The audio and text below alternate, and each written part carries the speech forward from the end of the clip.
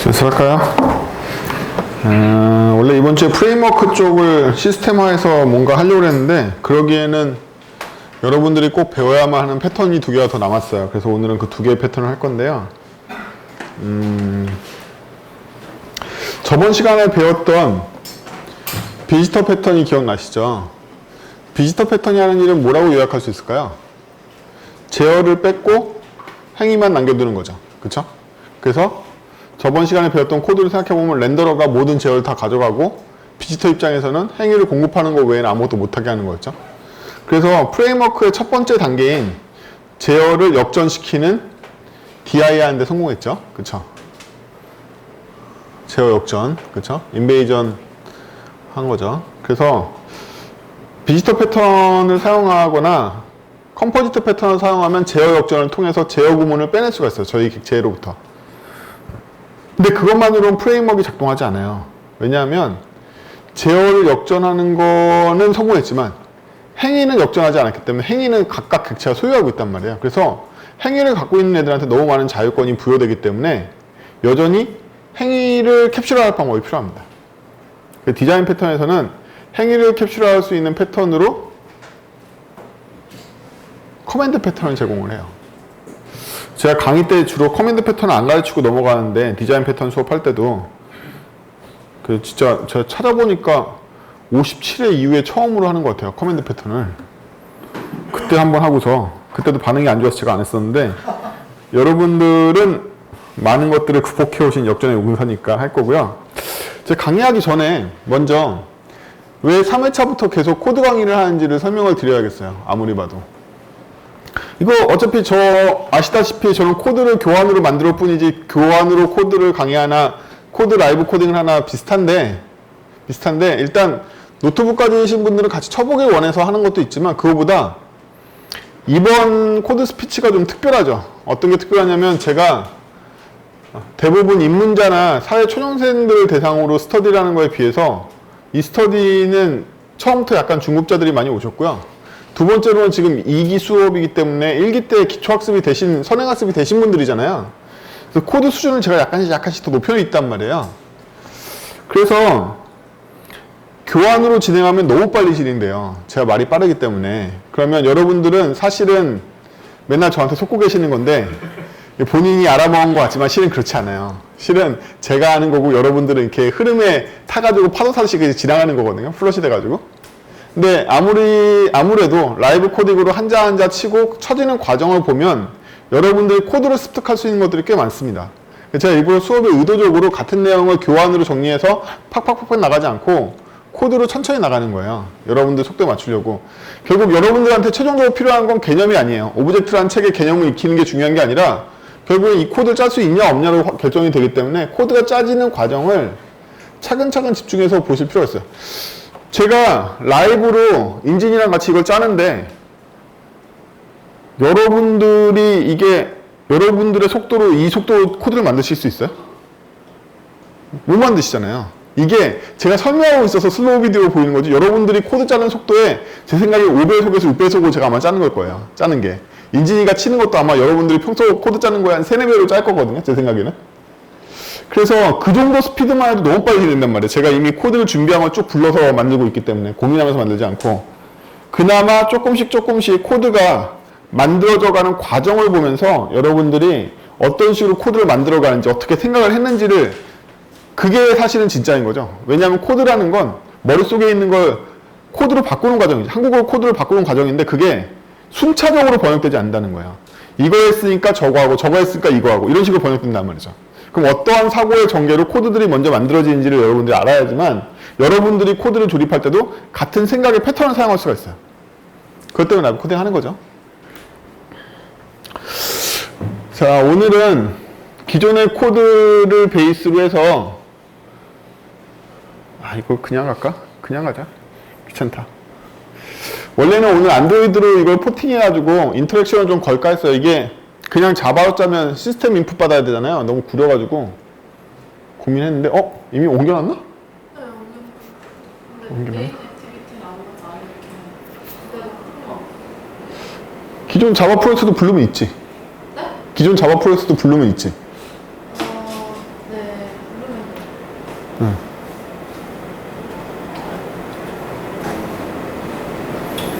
너무 새롭게 하지 말고 그냥 있던 걸로 합시다. 그래서 저번 시간에 코드를 복습하셨는지 모르겠어요. 저번 시간에 만들었던 컴포지트 태스크를 기반으로 이번 수업에 커맨드 패턴을 만들 건데요. 그건 우연이 아니에요. 여러분들이 커맨드 패턴을 적용하실 때는요, 커맨드 패턴이 적용되어 있지 않는 본체 객체에다 적용하실 수 있기 때문에 처음부터 커맨드 패턴으로 만들어야 된다는 생각을 버리셔야 돼요. 처음부터 여러분은 못 만들어요. 커맨드 패턴 기반으로. 그래서 커맨드 패턴이 제가 어려워서 안 가르치는 패턴이기도 하지만 제대로 쓰는 사람은 되게 드물단 말이에요. 특히 헤드 퍼스트에 있는 것처럼 쓰시면 안 돼요. 그래서 이 커맨드 패턴을 쓰기 전에 먼저 알아야 될 건 뭐냐면 내가 어떤 객체를 완전히 소유하고 있어. 근데 이 소유하는 객체를 커맨드 패턴화 하고 싶어라고 생각하시는 편이 더 편합니다. 그럼 기존에 저희 컴포지트 태스크가 거의 완성이 됐으니까 컴포지트 태스크를 기반으로 커맨드 태스크라는 걸 만들 거란 말이에요. 오늘 만들 거는. 그 전에 간단한 인터페이스인 커맨드를 먼저 정의해 봅시다. 인터페이스 커맨드를 정의하자. 인터페이스로. 네. 일반적으로 커맨드 패턴에는요, 가장 대표적인 메소드가 뭐이냐면 void execute라고 있습니다. 보통 이런데요. 저희가 커맨드 패턴에 백미인 언두를 구현 안 할 수가 없잖아요. 그래서 void 언두도 만들 거예요. 다 소문자로. 언두를 한다는 원래. 자, 이 두 개의 메소드를 생각하기 전에 이게 대표적인 커맨드 패턴의 메소드이긴 한데요. 쟤네들 지금 인자를 안 받고 있잖아요. 근데 저희는 여기다가 인자를 줘서 그 인자에 해당되는 객체를 조작하는 걸 위임하는 행위를 만들 거란 말이에요. 결국 얘가 실행되거나 언두할 때도 실행하는 건데 이 실행한다는 건 뭐냐면 저 대신에 뭔가 행위를 대신해 준다는 뜻이죠. 그러면 태스크 입장에서 자기를 대신할 행동은 당연히 태스크를 보내야지만 대신할 수 있겠죠. 그렇기 때문에 여기다가 컴포지트 태스크를 받는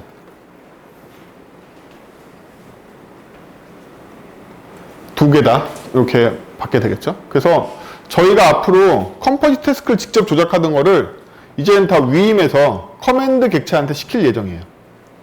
이게 바로 커맨드 패턴의 기본입니다. 행위를 위임하는 거죠. 또한 커맨드 패턴은 행위만 위임하는 게 아니라 자기만의 저장소를 가질 수 있을 거예요. 얘가 인스턴스이기 때문에 인스턴스 컨텍스트를 이용해서 각각 행위를 할 때 자기만이 기억할 수 있는 외부 저장소라는 걸 갖게 돼요. 이 외부 저장소를 어떻게 이용하는지 대표적인 활용 예가 언두할 때 이용하는 거죠. 그것도 이제 오늘 배우게 되는 거예요. 여러분들 여기서 자신 있게 난 마음대로 언두 리드 구현할 수 있어라는 분 계세요? 별로 안 계시죠? 그렇죠? 근데 여러분들 쓰시는 거의 모든 앱에 언두 리드 안 되는 거 보신 적 있어요? 없죠? 그렇죠? 기본인데 못 하시는 거잖아요. 네, 그렇습니다. 그래서 저희는 기본을 해볼 거예요. 자, 이제 새로운 커맨드 태스크라는 걸 만들도록 하죠.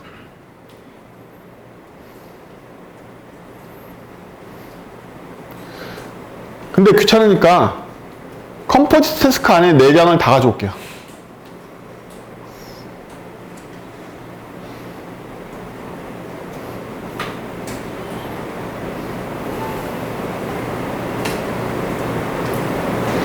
얘는 오브젝트에서 배웠던 위임 객체이기 때문에 바깥쪽으로는 얘가 랩핑해서 위임을 해주고 있죠. 그러면 얘는 직접적으로 컴포지트 태스크를 똑같이 흉내내는 게 아니라 컴포지트 태스크를 소유하면 되겠죠. 그래서 제일 위에 스트링 대신에 컴포지트 태스크의 태스크로 바꾸고 그 다음에 나머지는 날리고 그럼 이제 밑에서부터 볼까요? 여기 보면 set 계열은 잠깐 두고 get 계열들이 있죠. get 계열들은 다 위임하면 되겠죠. 대표적으로 토글부터 위임해 볼까요? return task.toggle로 리턴하면 되겠죠. return 리턴이 없네. 리턴이 없으면 그냥 시키면 되지. 근데 이게 get 계열이 아니니까 넘어가자고. set 계열들은 좀 이따 커맨드로 할 거니까 get 계열들. task.getTitle, task.getDate. 자바는 언어가 후져가지고 이 작업이 너무 귀찮아서 여러분들이 위임을 자꾸 피하게 되는 일을 만들어냅니다. 그렇죠? 이게 귀찮아서 위임을 잘 안 쓰시려고 한단 말이에요. 자바가 후져서 그렇다고? 네, 맞아요. 현대 모던 랭귀지들은 이거보다 훨씬 더 편하게 위임을 자동으로 만들어주는 기능이 컴파일러에 내장돼 있어요. 아예. get 레포트까지.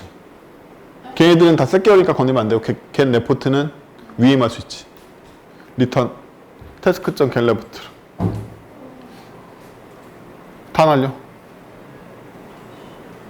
get 레포트. 저 타입은 줘야지. 그럼 이제 손쉽게 getter 계열들은 다 위임을 통해서 처리를 했죠. 저희가 할 일이 아닌 거예요. 예.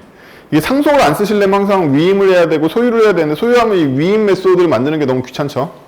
여러분들 셋이나 리스트 같은 건 상속해서 만들어 보신 적 있어요? 맵이나? 한 16개 정도를 저 짓을 해야 된단 말이에요. 너무 귀찮죠. 그래서 잘 안 하는데 어쨌든 이렇게 됐습니다. 그럼 이제 셋 계열부터 할 건데 엄청 쉬운 토글부터 해볼까요? 토글부터. 토글을 어떻게 하느냐. 그냥 무턱대고 토글을 그냥 뉴 토글이라고 일단 해볼까요? 뉴 대문자 토글. 그럼 이 토글이라는 객체가 리턴하지 않아. 토글이라는 객체가 뭐냐면 커맨드 객체인 거예요. 저희는 컨트롤 Z. 방금 전까지 문을 통해서 행위를 처리했는데 이제는 객체한테 위임하기로 마음먹었잖아요. 그쵸? 그럼 이 커맨드 객체가 태어났으니까 얘를 여기다가 커맨드 cmd는 뉴토글이라고 쓰는 거죠. 이거 만들어.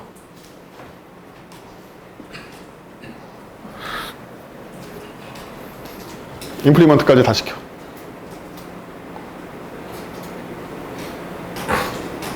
이렇게 되겠죠? 이렇게 될 거예요. 그럼 얘가 무슨 일을 할까요? execute를 할 때 태스크에 있는 토글을 시키면 되겠죠? 그쵸? 토글. 이거 하는 거 아니에요?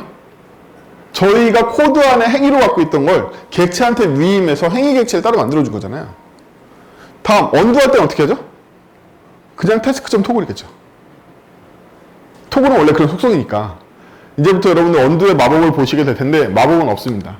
마법은 기존에 했던 거에 카운터 칠 수 있는 일을 해서 카운터가 쳐진 것처럼 보이게 하는 거지 실제로 카운터 쳐지는 게 아니에요. 메모리를 회복하고 이런 게 아니란 말이에요. 얘의 반대는 얘인 거죠. 그쵸? 그래서 지금 토글 객체를 구현하는 데 성공했어요. 그럼 이제 토글을 만들었으니까 들어가 보죠. 뉴 토글한테 명령을 내려야겠죠? cmd.execute 밑에 execute에 태스크 보내주면 되겠죠. 태스크 밑에 지우고 이게 커맨드 객체화 한 거죠. 이게 커맨드 객체화 한 겁니다. 근데 우리는 미래에 언두 리드를 할 걸 예상하고 있잖아요. 그래서 저희가 커맨드를 일으키면 커맨드를 어디에? 스택에 쌓아둘 필요가 있어요. 그래야 나중에 언두를 할 거 아니에요. 그쵸? 사고하면서 배웁시다. 그쵸? 그렇기 때문에 저희가 위에 프라이빗에 잡을 거예요. 엔터 리스트 커맨드 커맨드 어레이 리스트. 그러면 앞으로 일어날 모든 커맨드는 다 담아야 되니까 프라이빗 메소드로 토글 위에다 만들어 줄게요. 토글 위에다가 private void add command 라고 만들어서 커맨드를 받겠죠. cmd로. 그럼 얘가 뭘 하나 보면 일단 커맨드에다 넣겠죠. .add로. 그 외에 일반으로 누르는 순간 실행도 하고 있잖아요. 그쵸? 그래서 엔터 cmd.execute도 얘가 대신해 주면 되겠죠. 태스크. 그러면 밑에 코드는 add command 토글 안에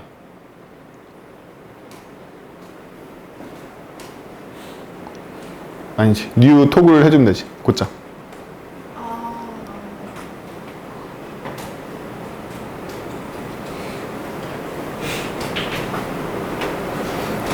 아래로 위로 좀 올렸어. 이렇게 된 거죠? 그쵸? 그래서 기존에 하드 코딩으로 들어있던 토글이라는 명령에 대한 행위가 객체로 빠져나온 걸 볼 수가 있어요. 그쵸? 이게 대외적으로 토글이 어떤 일을 하는지를 결정한 거죠. 토글을 받아들이실 수 있어요? 아직 토글까지는 파워를 잘 모르시겠지만 여기 나와 있는 모든 행위, 게터는 행위가 아니죠. 바깥에 주는 거니까. 그래서 게터는 행위가 아닌데 얘네들 세터하고 리무브나 이런 행위들은 전부 다 커맨드 패턴을 뺄 거란 말이에요. 그러면 셋 타이틀도 그대로 빼볼까요? 같은 구조로 엔터 치고 add 커맨드 new 타이틀 가로 열고 타이틀 값 줘야지. 지우고. 자, 여기서 좀 다른 점이 나오는데 얘는 인자가 없었기 때문에 인자를 안 줬잖아요. 하지만 얘는 이 호출 당시의 컨텍스트를 기억할 책임이 커맨드 패턴 객체한테 있는 거예요. 커맨드 객체가 이 셋 타이틀이 호출되는 시점에 타이틀이라는 이 상태 있잖아요. 이 상태를 누가 기억해야 돼? 원래는 이 함수에서 처리했으니까 이 함수의 로컬 변수로 기억되고 있는 거잖아요. 그쵸? 근데 여러분들 꼭 알아야 될 게 뭐냐면 저희가 제어문을 쓴다든지 함수를 호출한다든지 이렇게 하면 어떻게 되냐면 절대로 재현이 불가능해요. 한번 흘러가면 끝난단 말이에요. 프로그램 뭐다? 메모리에 적재되어 있는 순차적인 명령이라고 말씀드렸죠. 그러면 CPU는 계속 명령들을 꺼내서 소비하고 제일 마지막 줄까지 가면 끝난단 말이에요. 프로그램이. 다시는 재현할 수 없어.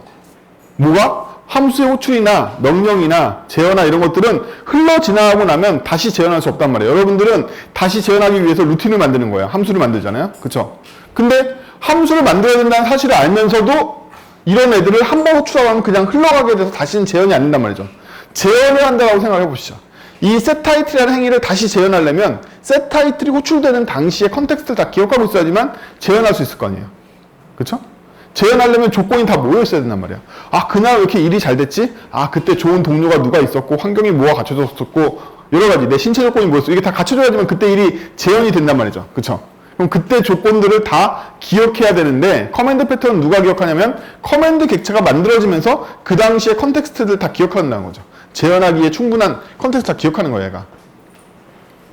그쵸? 그럴 거면, 현재 태스크를 왜 기억 안 해? 태스크를 저희가 불변으로 보고 있기 때문에 그런 거예요. 태스크 불변을 보고 있어서. 그래서 이 컨텍스트 내에서 현재 커맨드 패턴이 태스크를 기억하지 않는 이유는 컴포지트 태스크를 확정으로 보고 있기 때문이다. 그래서 파이널을 고쳐야 돼요. 그럼 얘는 이 순간에 만들어야겠죠. 태스크는 밑에 태스크는 다 지우고 태스크는 new 컴포지트 태스크 타이틀 데이트. 얘가 불변이기 때문에 커맨드 패턴에 있는 객체들이 그 당시 컨텍스트로 태스크를 기억 안 해도 되는 거예요. 제가 불변이 아니면 그 당시 태스크 다 기억해야 돼요. 그렇죠? 그래서 우리가 커맨드 객체를 만들 때 주의할 점은 뭐냐면 얘가 충분히 여러 번 다시 재현되거나 시간이 지난 후에 재현돼도 재현할 수 있는 모든 컨텍스트를 다 기억하고 있어야 돼. 이때 함수의 인자뿐만 아니라 그 외에도 이 객체의 컨텍스트를 기억해야 될 게 있으면 다 기억한단 말이죠. 근데 불변값은 불변하니까 기억할 필요가 없을 뿐인 거예요. 그래서 우리가 객체 안에 불변 요소를 많이 넣으면 커맨드 객체를 만들 때 부하가 많이 줄어요. 기억해야 될 컨텍스트가 줄기 때문에. 하지만 이때는 함수 호출할 때마다 이 타이틀은 다르게 들어올 것이고 그때 당시의 행위를 반복하고 싶다라면 이 타이틀이라는 값은 얘가 기억하고 있는 거죠. 원래는 뭐였다?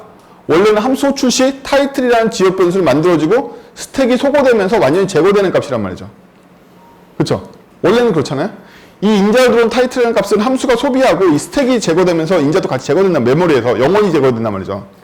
근데 여기에 커맨드 패턴에 얘가 상태로 남겼으니까 이 객체가 상태로 남아버렸잖아요. 이 타이틀 값이 안 사라지고 주시가 안 걸린단 말이에요. 얘는 이제 이게 마치 뭐와 같다? 함수의 클로저의 자유변수와 똑같은 행위를 한단 말이에요. 원래 함수형 프로그램에는 클로저가 있지만 클로저가 없는 객체 지향에서 클로저랑 똑같이 외부 상태의 자유변수를 보관하려고 만든 게 미친. 어쨌든 그런 거예요. 타이틀도 만들어 보면 되겠죠? 타이틀 만듭시다.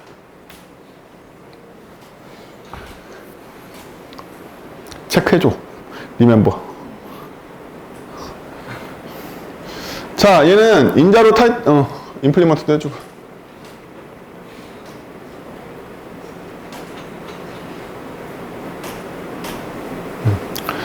자, 타이틀은 얘가 기억해야만 하는 것이죠. 기억해야만 하는 거예요. 그래서 기억할 거예요. 디스 타이틀은 타이틀.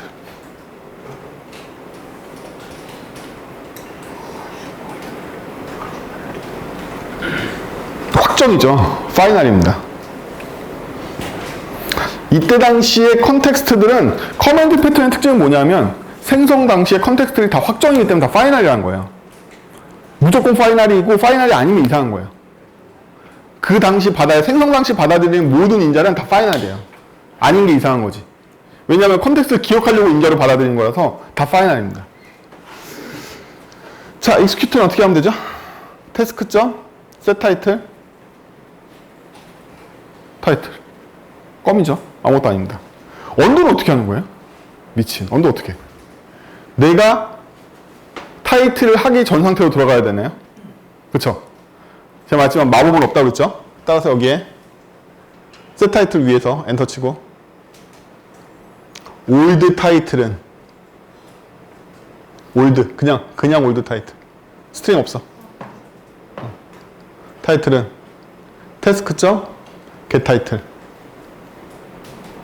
저거 해서 만들어. 필드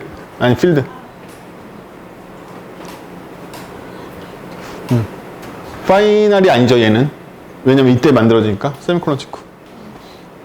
자, 마법은 없다고 했죠. 저희가 그때 당시 execute 할 당시의 컨텍스트를 기억했기 때문에 다시 복원할 수 있는 거예요.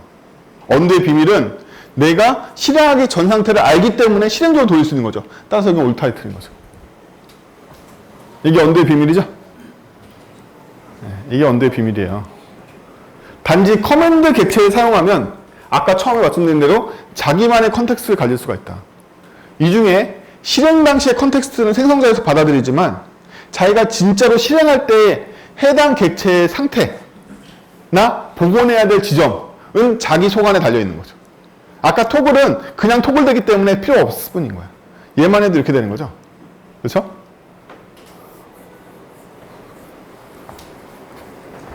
자, 다시 돌아갈까요? 해결했네요. 다음. 껌이죠, 이제. 위에 복사해봐, 그냥, 씨. 데이트. 중괄호. 데이트.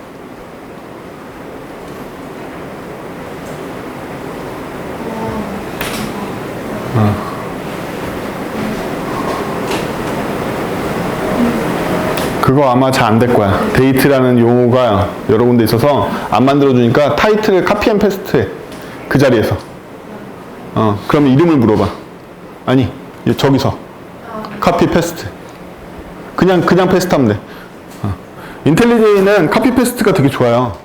그럼 이 정도까지 복원해요, 얘가. 이게 훨씬 더 유리합니다. 그래서 데이트가 스트링이 아니라 로컬 데이트 타임 받고, 그렇지. 나머지 다.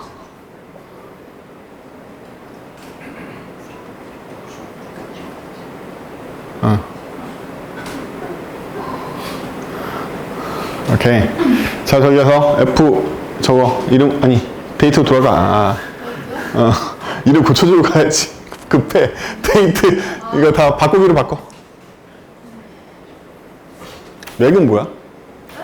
맥은 뭐야? Shift F 똑같아?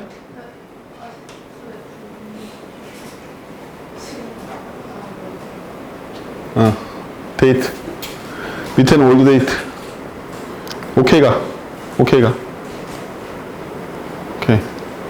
방금 인텔리제이가 리팩토링 할 때 물어보는 게 뭐냐면 옛날 타이틀이었던 인자 이름도 같이 바꿔줄까 그거였어요.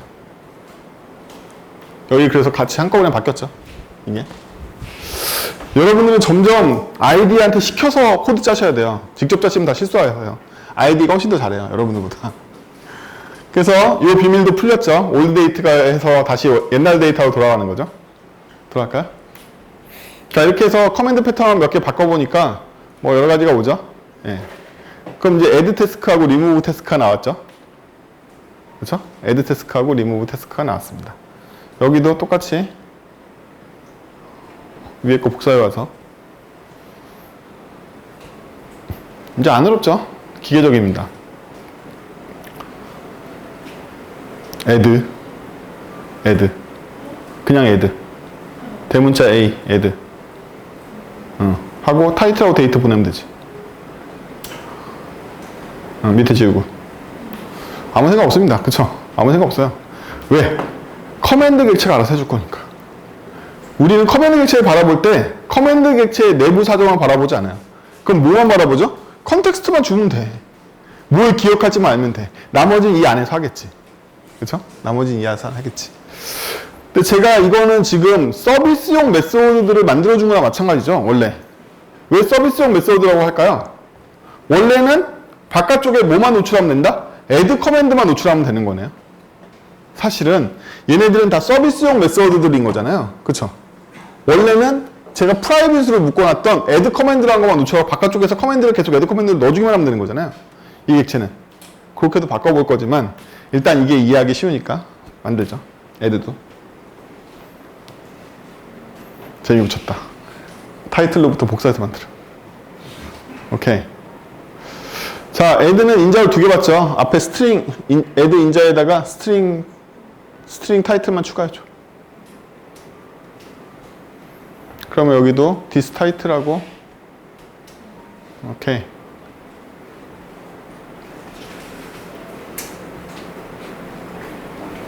아니, 제대로 된 거야. 여기 아직 안 나서 그렇지.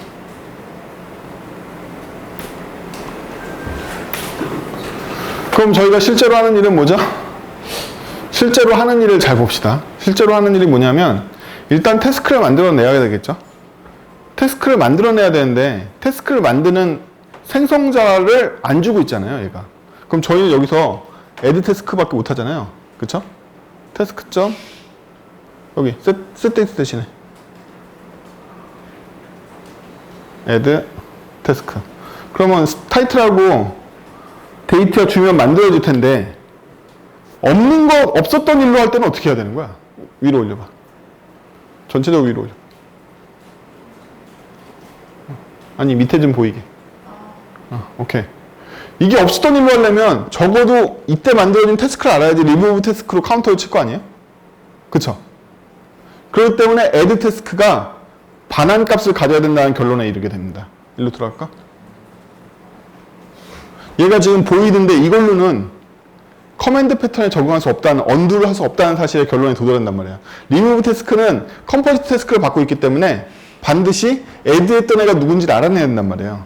이대로는 안 되는 거지. 그래서 걔가 컴포지트 태스크를 반환하게 만듭시다. 그리고 리스트 위에서 컴포지트 태스크는 밑에 있는 new 가져오고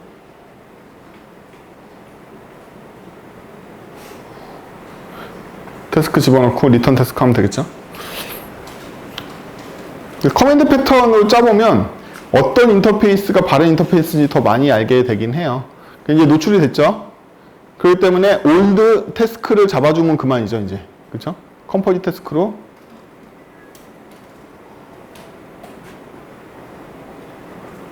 바로 add의 결과를 올드 태스크에 넣어주면 되죠. 그 앞에다 써주면 돼. 태스크 앞에다. 맞아, 제대로 쓰고 있어. 제대로 쓰고 있어. 제대로 쓰고 있어. 오케이. 빈줄 없애고. 자, 나머지는 카운터죠. 카운터죠. 언두할 때는 어떻게 하면 된다? 태스크 리무브 태스크로 올드 태스크 날리면 되는 거죠. 내가 추가했던 일을 없었던 일로. 이게 언두죠. add의 언두는 리무브잖아요. 이게 언두라는 게 무슨 대단한 개념이 아니라요. 여러분들이 생각하기에 언두인 개념을 만들어내는 거예요. 이렇게 코드에서. 응? 그러면 여러분들 어떤 사고가 발전하냐면 켄트베리 아저씨가 얘기하시는 대칭성이라는 개념이 생깁니다. 커맨드 패턴을 만들어 보면 알게 돼요. 언두를 떼려면 대칭성의 개념을 갖고 있어야 돼. get이 있으면 set이 있고 add가 있으면 remove가 있어야만 된다는 사실을 알게 돼. 안 그러면 언두를 만들 수가 없거든. 그렇죠? 그러면 현대 거의 모든 어플리케이션에 언두를 지원한다는 생각을 해보면, 그렇죠? 언두가 되려면 여러분들은 자연스럽게 인터페이스를 대칭성 있게 만들 수밖에 없게 돼요. 그렇죠? 그래서 대칭성을 갖는 인터페이스를 만들 수밖에 없게 된다는 거예요. 보통. 네요.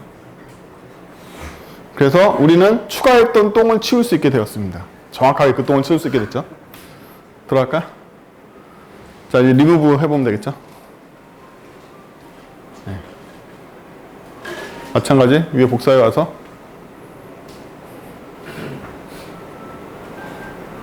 태스크, 리무브.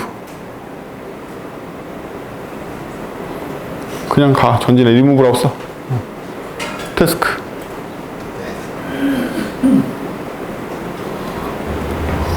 마찬가지로 애드 복사해서 만들면 되고.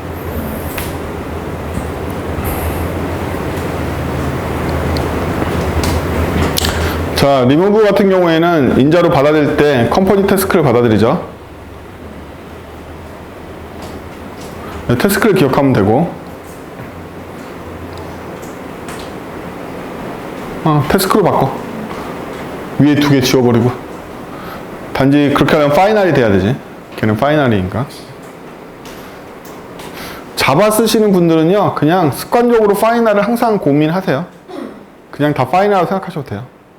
자, execute 할 때는 어떻게 해야 될까요?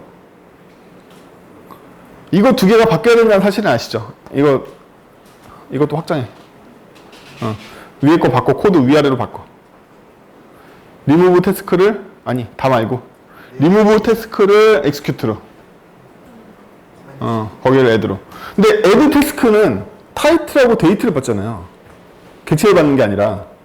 따라서 우리는 이때 여기서 엔터 치고 old title과 old date를 기억하고 있는 수밖에 없는 거죠. 그렇죠? 그래서 밑에서 old title은 그렇지.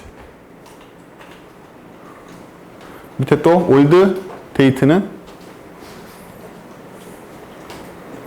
이렇게 되는 거죠. 밑에 old 태스크는 이제 필요 없고,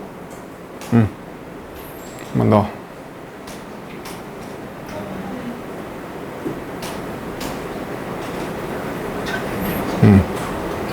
old 태스크는 없고, remove 태스크가 된 거고, 여기가. 오케이.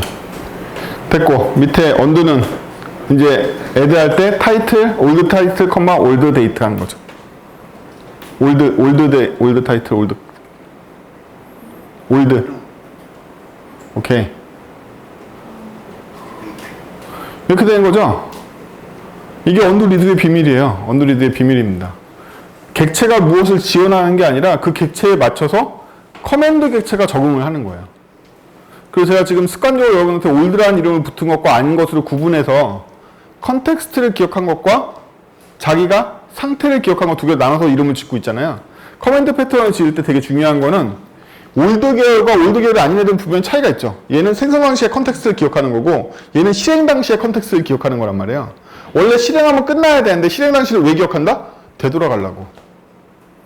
그래서 커맨드 패턴을 만약에 쓰지 않았다면 여러분들은 모든 행위를 할 때 행위마다 다 다른 얘네들 이 올드 시리즈들이 다 어디에 잡혀 있을 거다? 아까 커맨드 태스크에 다 잡혀 있다고 생각해 보세요. 그러면 그 행위를 하지 않았으면 거대한 널객체일 뿐더러 걔네들이 다 배열을 해야 되는 거죠. 심지어. 그렇죠? 이거를 인스턴스 메모리를 사용함으로써 각기 다른 인스턴스의 사정들을 갖고 있는 리스트로 다 해결하는 거죠. 그렇죠? 이게 바로 커맨드 패턴이 어려운 점이고 더 좋은 점이기도 해요. 저희가 함수형 프로그램에서 클로저를 사용하면 함수 생성 당시의 변수들만 캡처할 수 있어요. 그렇죠? 그 이후부터는 함수형은 원래 불변성을 지향하기 때문에 실행할 때마다 인자의 값이 계속 바뀌고 그 값에 대한 추정값만 나온단 말이에요. 그에 비해서 커맨드 패턴은 두 개 다 기억할 수 있죠. 객체 컨텍스트를 사용하기 때문에. 태어날 때 클로저처럼 주변에 있는 변수들을 흡수했지만 뿐만 아니라 실행할 때마다의 값도 다 소유해서 계속 재활용하거나 언더에 사용할 수 있게 되는 거죠. 그렇죠? 그래서 상태가 있다라는 이점을 활용한 클로저 같은 녀석인 거야. 객체 지향에서 사용하는. 궁극적으로는 여러분들의 모든 행위는 커맨드 객체로 감싸지 않으면 이러한 활용성을 얻을 수 없다는 거죠. 아니 내가 내 함수를 호출하는데 무슨 활용이 있어? 맞네. 되돌아가기라는 기능도 있고 다시 하기라는 기능도 있고 생각해보면 반복이라는 것도 되게 웃기는 거죠. 여러분들이 만약에 포물 안에 있는 행위들, 포물 안에 있는 코드를 커맨드 객체로 만들었다고 생각해보세요. 그 다음부터는 커맨드 객체 execute를 하면 되는 거니까 포문이 하는 일은 포에서 코드를 실행하는 게 아니라 포에서 아까 만들었던 커맨드 객체를 계속 실행해 주는 거네. 라고 생각해 볼 수 있잖아요. 그쵸? 또한 포문을 더 나아가서 어떻게 생각해 볼 수 있을까요? 포가 돌면서 커맨드 객체의 인덱스를 값만 바꿔서 커맨드 객체를 10개 생성했네라고 볼 수도 있어요. 우리가 포문 안에서 미리 만들어진 커맨드 객체 execute를 할 것이냐 아니면 포문 안에서 new 커맨드를 할 것이냐의 차이인데 만약에 포문 안에서 new 커맨드를 했다면 각각 커맨드는 뭘 갖고 태어난다? i를 다르게 갖고 태어나겠죠. 그때 당시에 컨텍스트가 i가 다르니까. 그럼 저희는 리스트 안에 뭐가 들어있다? 짠뜩 10개의 커맨드 객체가 들어있을 거 아니에요. 단지 들어있다. 실행되지 않았어. 그쵸? 객체는 아직 execute 되지 않았잖아요. 만들기만 했지. 그리고 저희는 걔네들을 execute 할 때마다 실행할 수 있는 거예요. 몇 번이라도 똑같이 실행할 수 있잖아요. 이게 바로 행위를 객체화시킨 건데 이렇게 함으로써 저희 파라미터가 디스테스크예요. 어? 파라미터가 디스테스크예요. 아 이거 잘못된 거지. 귀찮으니까 이거를 저희 거를 이게 인자가 똑같은 이름을 들어와서 지금 문제인 거죠. 이게 컨텍스트고 이거는 여기로 들어온 거니까. 그쵸? 뭘로 바꾸죠? 이거 커런트로 바꾸자. CURR로 바꾸자. 아 근데 얘는 인터페이스에 정의되어 있는 거니까 얘를 바꿔야겠다. 베이스 태스크로 바꿔. Shift F4 눌러서. 베이스 태스크. 이거 체크. 오케이. 됐나? 이거 베이스 태스크. 오케이.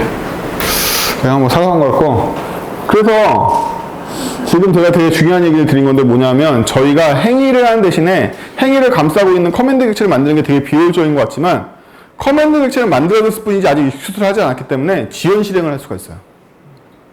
함수형만 지연 실행을 하는 게 아니라 커맨드 객체야말로 지연 실행을 하기 위해 쓴단 말이에요. 커맨드 객체를 만들었을 때랑 실행한 시점이 여러분들 이해하기 좋으라고 제가 지금 컴포넌트 태스크에서 커맨드 태스크에서 바로 익스큐트를 때리고 있을 뿐인 거지 실제로는 바로 익스큐트를 안 때리고 들고 있다가 원할 때 원하는 만큼 이미 제가 10개의 커맨드 객체를 만들었지만 1번부터 5번까지만 2번부터 7번까지만 3번에서 6번까지만 이렇게 마음대로 실행할 수 있잖아요. 짝수들만, 홀수들만 그것도 여러 번 마음대로 실행할 수 있단 말이지.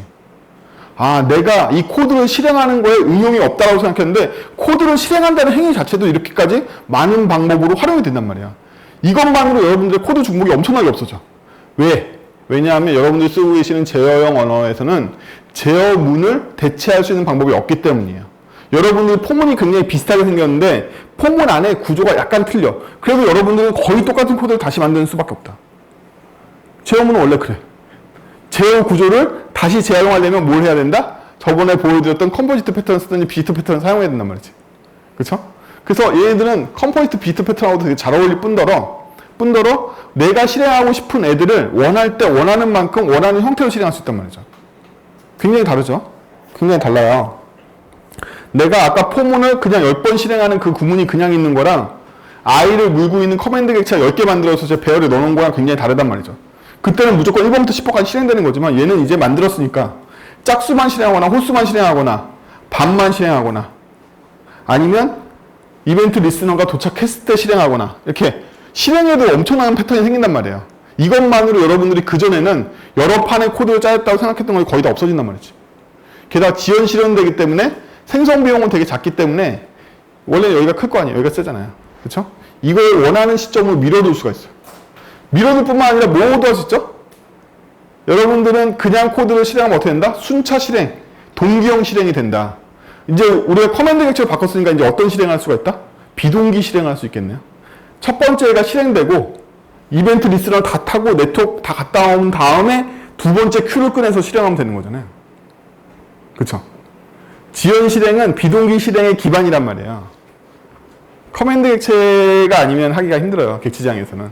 알고 보일 리는 없겠지만 프라미스 객체가 이제 뭘로 보이세요? 뭘로 안 보이겠지. 어쨌든 프라미스 객체가 뭐냐면 프라미스 생성 당시에 있는 컨텍스트를 프라미스 객체한테 넣어놓고 den을 때리는 시점에 실행이 일어나도록 바꾸는 일종의 커맨드 객체란 말이에요. 걔가. 그래서 비동기의 타이밍은 레솔루션으로 처리를 하고 그 안에 있는 상태를 지가 갖고 있다가 자기가 원할 때 덴을 플러시할 수 있도록 제어권만 준 거죠. 그렇죠? 안의 상태를 캡슐하고 있는 일종의 커맨드 객체란 말이죠. 그래서 우리가 짠뜩 프라미스 객체를 만든다고 해서 뭐가 된 건 아니죠. 그렇죠? 뭐가 된 건 아니란 말이에요. 걔가 이제 나중에 다 데드로 회수될 때 처리되는 거죠. 비슷한 거예요. 그래서 일단은 다 바꿨어요. 커맨드 객체로 리무브까지 싹 다 바꿨죠. 그러면 이걸로 끝이냐? 그건 아니지. 우리가 진짜로 하고 싶었던 건 뭘까요? 우리가 진짜로 하고 싶었던 건 언두 리두잖아요. 그쵸? 여러분들 오늘 배울 건 언두 리두. 제가 지금 여러 가지 썰을 드린 게 커맨드 패턴에 굉장히 다양한 응용처고 여러분 다 실습해봐야 되긴 하는데 커맨드 객체는 마치 투어 도는 것처럼 기반이 되는 커맨드 객체를 배워도 얘 응용 범위가 너무 넓어서 걔네들마다 너무 다 신기하게 쓰인단 말이에요. 비동기 실행을 할 때도 신기하게 쓰이고 얘를 패턴화 시켜서 실행할 때도 전혀 다르게 쓰이고 지금처럼 언두 리드 패턴을 쓸 때도 전혀 다르게 쓰인단 말이죠. 그래서 언두 리드를 위해서 다시 커맨드 태스크로 돌아가서 언두 리드를 만들면 되겠죠. 일단 제일 위에 올라가서 여기다 만들까요? 밑에다 멀리 가면 귀찮으니까 퍼블릭 보이드 언두. 자, 언두 함수는 제가 마지막에 한 일은 어디에 쌓여있나요? 어레이 리스트 제일 꼭대기에 쌓여있겠죠? 그쵸? 그럼 우리가 제일 먼저 해야 될 일은 어레이 리스트의 사이즈부터 파악하는 거예요. 그래서 if 커맨드의 사이즈가 뭐면 0이면 언두할 게 없네요. 그쵸? 0이면 언두할 게 없잖아요. 리턴 해버리면 됩니다. 일단 1 이상이야. 그럼 저의 관심사는 뭐냐면 마지막 거 하나를 떼어내서 걔한테 언두 때리는 거죠. 그렇죠? 마지막에 실행했던 하나를 떼어내서 언두하고 나면 그 실행 없어져야 되잖아요. 그래서 remove 커맨드 사이즈 빼기 1 뒤에 언두를 때리면 된 거죠. 태스크로. 이것만으로 언두가 된다 이제. 그다 이거죠?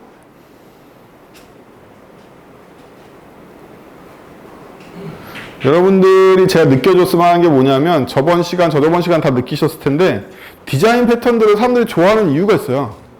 코드가 엄청 짧게 나오잖아요. 이 대단한 일을 하는데 코드가 엄청 짧단 말이에요. 실제로도 짧아요. 제가 여러 커맨드 객체를 만들어서 되게 길어 보이지만 합쳐보면 이 기능을 구현하는 여러분들 제어문 짜는 것보다 훨씬 더 짧단 말이에요.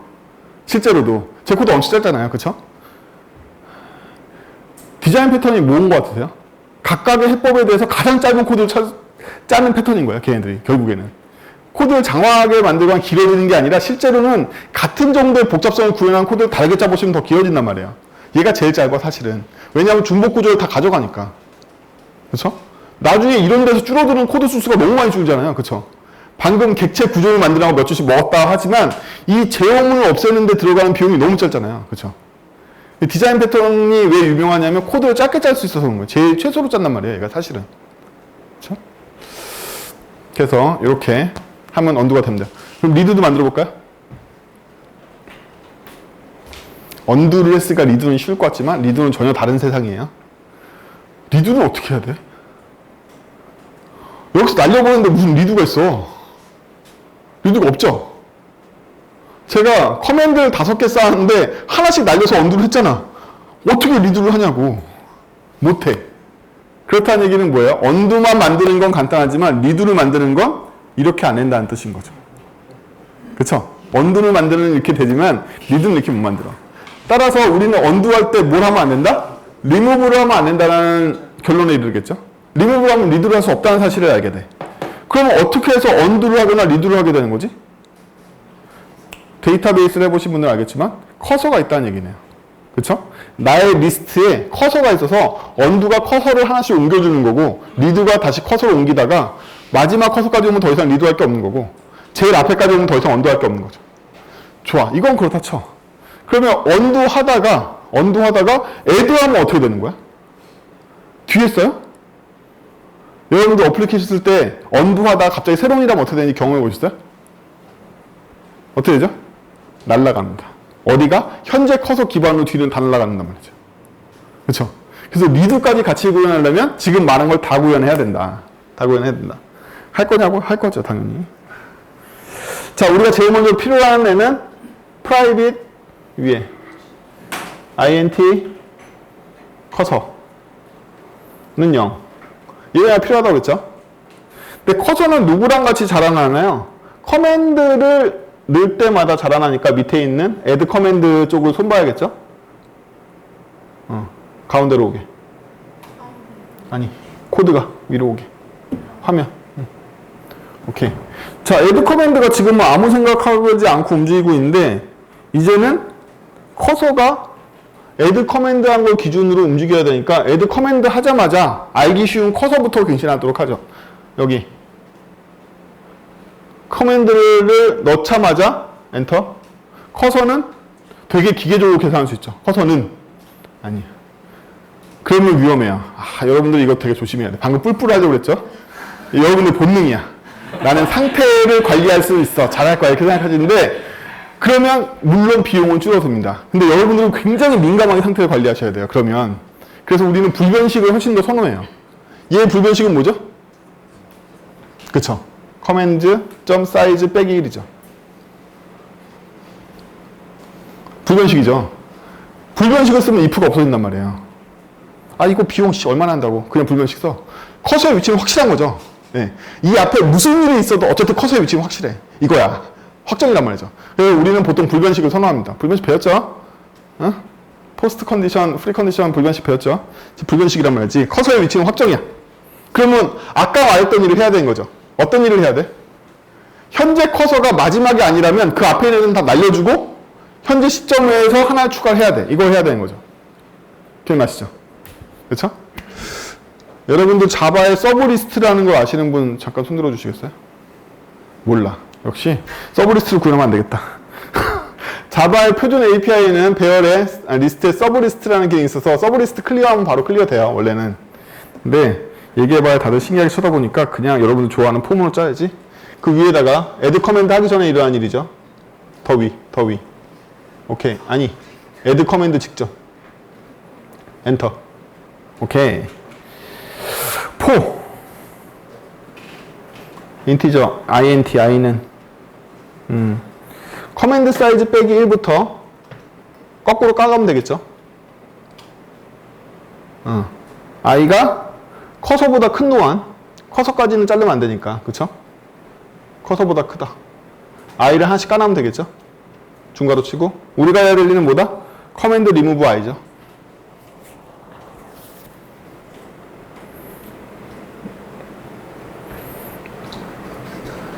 이 코드 안 어렵죠? 그쵸? 제일 끝에서부터 커서 앞에까지는 다 날리고 커서를 기준으로 그 다음번에 넣기 때문에 말한 대로 구현한 거예요. 그쵸? 제가 이렇게 구현했더니 여러분들은 끄덕거리고 좋아하는데 인텔리제이는 못마땅하다고 그러잖아요. 인텔리제이한테 시켜볼까요? 어떤 짓을 하나? 엔터. 이렇게 하죠. 여러분들은 그냥 자바 표준 API에 잘 안 친하시니까 컨트롤 Z로 이렇게 하죠. 예. 딱히 자바 표준 API 쪽이 더 성능이 좋다고 할 수 없어요. 성능은 포문이 더 빠르기 때문에. 게다가 가독도 아까 그 녀석이 더 좋은가? 다시 가볼까요? 가독이 정말 좋은가? 미묘합니다. 아까 그냥 더 읽기 쉽잖아. 그치? 아까 그냥 더 읽기 쉬워. 컨트롤 Z로 들어가자. 미묘합니다. 그쵸? 인텔리제이는 저희한테 많은 교훈을 주고, 여러분들이 인텔리제이 쓰실 때 꼭 기억하셔야 될 게 노란색 무시하지 마. 해봐. 노란색은 많은 걸 가르쳐줘요. 정말로 많은 걸 가르쳐주거든요. 노란색 뜨면 무시하지 말고 꼭 해보세요. 그러면 인텔리제이가 수많은 코드 스니펫을 갖고 있기 때문에 많은 교훈을 줍니다. 교훈이 마음에 안 들 때도 많지만 어쨌든 그래요.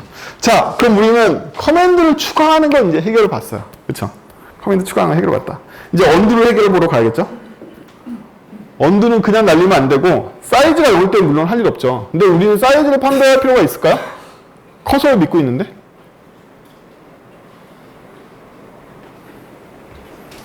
커서를 믿고 있기 때문에 저희는 커맨드 베이스로 언두가 작동되면 안 돼요. 불변 조건을 위반하고 있어요. 커맨드는 더 이상 리두 언두의 기준이 되면 커서라는 역할을 약화시킵니다. 그쵸? 커서의 기능으로 저희가 작동해야 되는데 여기가 커맨드로 불변식이 들어가 있으면 포스트 컨디션이 들어가 있으면 얘는 커서가 잘못돼도 작동할 거 아니에요. 그쵸? 우리는 커서를 안전하게 유지해야 될 책임을 얘가 갖고 있는데 내부에 커서를 기준으로 얘가 판별하지 않고 커맨드 사이즈를 판별하면 커서는 엉망진창으로 돌고 있어. 마이너스 237이야. 그래도 될 거 아니에요. 그럼 안 된다는 거예요. 따라서 여기를 커서로 바꾸고 커서는 기본적으로 0부터 시작하죠. 따라서 커서가 마이너스 일단 0보다 작아지면 리턴하면 되겠죠. 언더할 게 없는 거니까 0까지는 언더할 게 있는 거잖아요. 커서 0번까지는 0보다 작아지면 언더하면 됩니다. 불변 조건을 만들었고 커맨드는 이제 더 이상 저렇게 가져오면 안 되죠. 그래서 엔터 치고 커맨드 cmd는 대문자 커맨드 커맨드 cmd는 어떻게 얻어야 되죠? 커맨드로부터 get를 얻어야겠죠. 이제 어떻게 얻으면 되나요? 커서 마이너스로 얻을게요. 그렇죠? 커서 마이너스로 얻으면 되겠죠? 이제서야 우리는 cmd.undo 태스크를 하면 되겠죠? 엔터. 그렇죠? 여러분들 보기 편하라고 제가 지역 변수 한번 쿠션 해준 거예요. 원래 쿠션 안 해요. 쿠션 하지 마, 씨. 전문가들 상대로 이러면 안 되지. 그렇죠? 자, 여기에 여러 가지 코드가 들어있는데 사람들은 이런 단항연산자를 쓰지 말라고들 많이 얘기를 하죠. 증감연산자 쓰지 말라고. 왜 그럴까요? 왜냐하면 여러분들의 지능을 낮게 보기 때문이에요. 얘들 멍청하잖아. 멍청해서 너희들은 이게 순차적으로 어떻게 일어나는지 모를걸 이라고 생각하는 거죠. 실제로 그런가요, 여러분들? 제 생각엔 그럴 거라고 생각을 하긴 해요. 제일 먼저 이 문장에서 먼저 일어나는 일은 뭐죠? 구문 파서가 가장 먼저 얘를 처리하겠죠. 왜? 괄호 안을 처리하기 위해서는 괄호 안이 먼저 해소돼야지만 호출 구문을 처리할 수 있기 때문에 얘가 제일 먼저 처리돼요. 얘가 처리될 때 커서를 리턴하고 커서를 빼내는 작용이 일어나겠죠. 그래서 실은 언두 태스크 이 시점에 커서를 불러보면 커서는 까져 있죠. 그렇죠? 제일 먼저 얘가 변수 인바이먼트에 들어있는지 보고 내 변수 환경 공간에 있는 이름이면 얘를 찾고 얘 메소드가 있는지 찾고 이 메소드를 호출하기 전에 얘를 해석하고 호출이 끝난 객체에 대해서 언두가 있는지 찾고 언두를 호출하기 전에 얘를 해소할 거 아니에요. 그렇죠? 이렇게 일어난단 말이에요. 그럼 제가 이걸 왜 따로 안 빼내고 여기다 넣죠? 전에 말씀드렸지만 이 코드가 트랜잭션이 되게 하려고 그러는 거죠. 딴짓을 못하게 하려고. 딴짓 할 수가 없죠? 이 코드 때문에. 그렇죠? 코드 트랜잭션 때문에 묶어놓는 거예요. 꼼짝 못하게 하려고. 굉장히 중요한 이 커맨드 태스크에서 제일 중요한 게 커서 관리하는 거잖아요. 그래서 커서 관리가 하는 행위를 일회성으로 만들기 위해서 여기서 까는 거예요. 안 그러면 커서를 다시 원복시켜가지고 또 다른 짓을 할 가능성이 있기 때문에 그럴 수 없는 이게 아토믹한 작동이라는 걸 보여주려고 하는 거라면서. 코드에 다 표현하세요, 그냥. 자, 그럼 되고 드디어 우리는 리두를 만들 수 있는 기반이 되었습니다. 리두로 갈까요?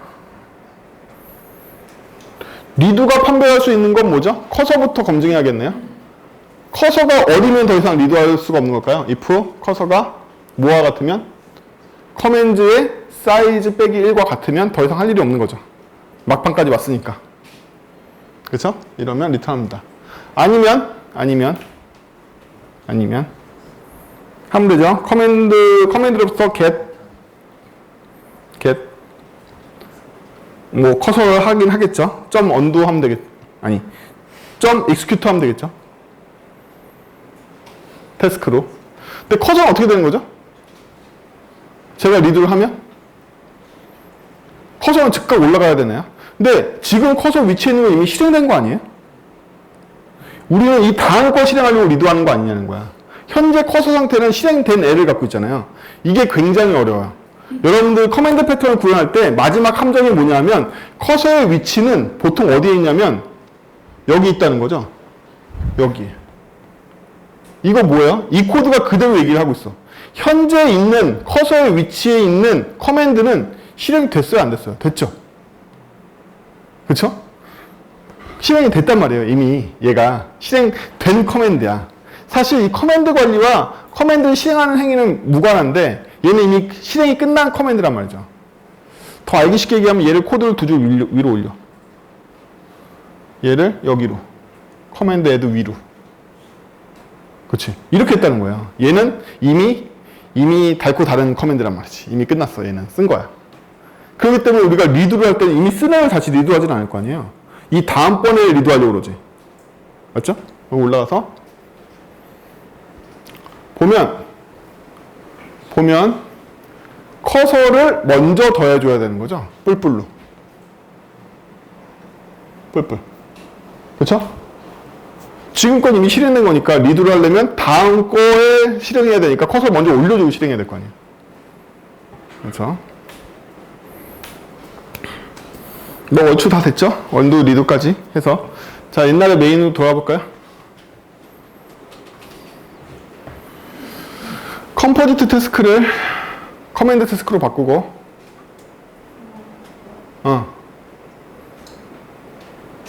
여기도 커맨드 태스크로 바꾸고 자, 이것만은 커맨드 태스크가 만들어졌네요. 그쵸? 기본적으로 쟤들 감싸고 있는데 애드 태스크가 얘가 리턴을 하냐 안 하냐 가봐. 커맨드 태스크 애드 태스크 커맨드 태스크 가봐. 애드 태스크 보자. 얘 리턴 안 하고 있네요. 그쵸? 얘가 리턴 하는데 얘 리턴 할 수가 없구나. 커맨드 객체라서 리턴 할 수 없네. 들어가. 커맨드 객체가 리턴 하려면 처음부터 리턴 인터페이스를 갖춰오고 있어야 돼요. 지금 저희는 일반적으로는 커맨드 객체는 리턴하지 않는 걸 원칙으로 해요. 이유는 여러 가지가 있는데 커맨드 객체가 리턴한다는 얘기는 무조건 커맨드 객체가 동기적으로 움직인다는 뜻이에요. 커맨드 객체를 만들자마자 익스큐트 했다는 뜻이랑 마찬가지거든요.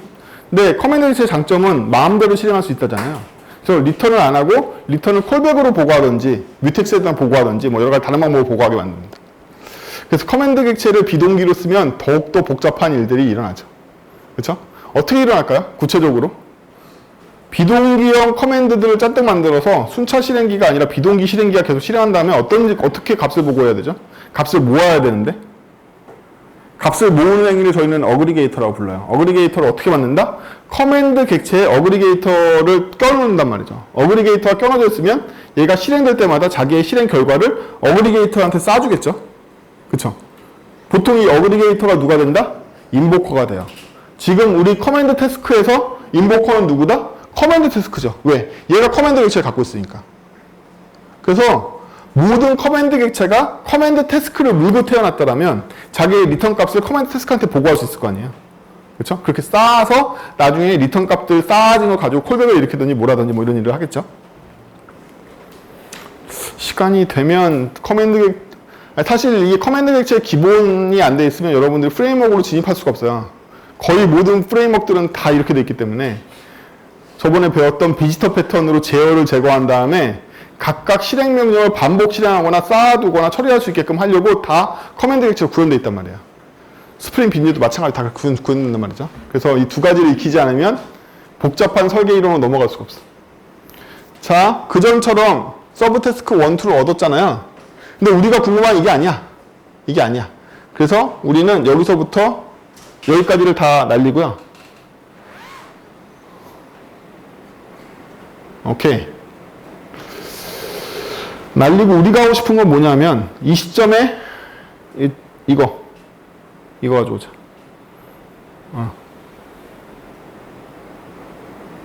들고 와 위로. 이 시점에 한번 풀어보고요. 일단 잘 되나 풀어볼까요?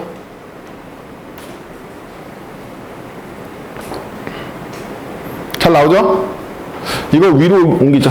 오른 버튼 올려서 옮기기 한번 무브 하면 탑, 무브 투 탑 레프트.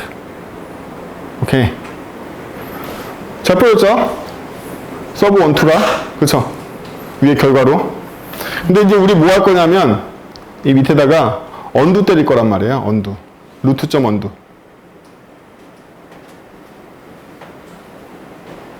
이거 원래 코드로 안 하고 버튼으로 하려고 제가 오늘 안드로이드로 할까 하다가 자 밑에 다시 렌더 1 때리면 되죠. 이중은 복사해서 다시 때려. 아니야. 이거 복사해. 이중.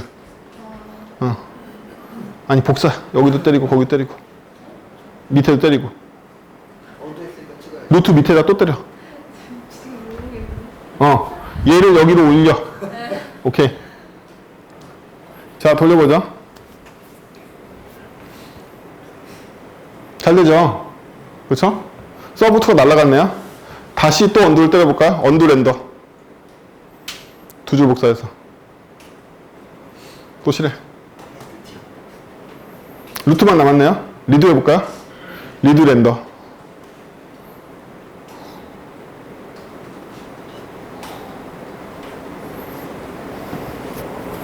간단합니다. 이게 커맨드 패턴이에요. 커맨드 패턴의 마법이 이렇게 일어나는 거죠. 지금 제가 테스트 귀찮아서 안 그러는데 뭐 세시고 뭐고 다 해보면 되겠죠? 그렇죠? 그래서 이제 이 개념이 생겼으니까 좀 더 다시 돌아가서 보면 얘 접어. 마이너스 접고 다시 커맨드 태스크로 가서 돌아보면 커맨드 태스크에서 얘네들은 다 add 커맨드 이 시리즈는 다 서비스용 메소드라는 거예요. 이거 다 없어도 돼. 사실은. 실제로 올라가서 private add 커맨드 얘만 퍼블릭으로 빼주면 되는 거죠. 사실은. 그럼 밖에서 커맨드 객체 만들어서 집어넣어줘야 되니까 불편하잖아. 불편해서 커맨드 제너레이터가 안에 내장되어 있을 뿐인 거지 실제로는 이거 하나만 노출해주면 된단 말이에요. 제가 딱히 커맨드 객체 생성자를 뭐 인터널이나 프라이빗을 만든 것도 아니니까 밖에서 만들어서 공급해도 그만이란 말이지. 그래서 또 좋은 점은 뭐죠? 여러분들이 이제 사고를 전환할 차례예요. 이게 마지막 단계인데 커맨드 패턴을 왜 쓴다? 커맨드 패턴 쓰면 어떤 일이 난다? 객체에 메소드가 하나도 없어. 이게 객체고 수많은 행위를 하는데도 불구하고 객체의 메소드가 하나도 필요 없게 되는 거죠. 왜? 모든 메소드가 외부 커맨드로 공급되니까. 메소드가 없는 객체가 이해가 되세요? 모든 메소드는 코드에 컴파일 타임에 확정된 메소드로 나오는 게 아니라 내려가봐. 여기 다 컴파일 타임 확정이죠. 이 객체의 한계는 어디다? 코드를 뜯어 고치기 전까지는 이 커맨드, 이 메소드밖에 없는 게 이 객체의 한계죠. 컴파일 타임의 객체를 저희가 만들면 여러분들이 날고 기어도 메소드는 이게 끝이란 말이에요. 이걸 고치기 전까지는. 근데 지금 저랑 무슨 얘기했어요? 커맨드 객체를 쓰는 객체는 add 커맨드 외에는 바깥에 노출할 메소드가 없다며. 우리는 이미 뭘 확신하고 있다? add 커맨드만 있으면 여기 있는 모든 메소드가 다 필요 없을 거야 라고 확신하고 있잖아요. 확신 안 하세요? 나만 하나? 코드 봤잖아. 그쵸? 우리 add 커맨드만 있으면 다른 메소드 다 필요 없는 거 아니었어?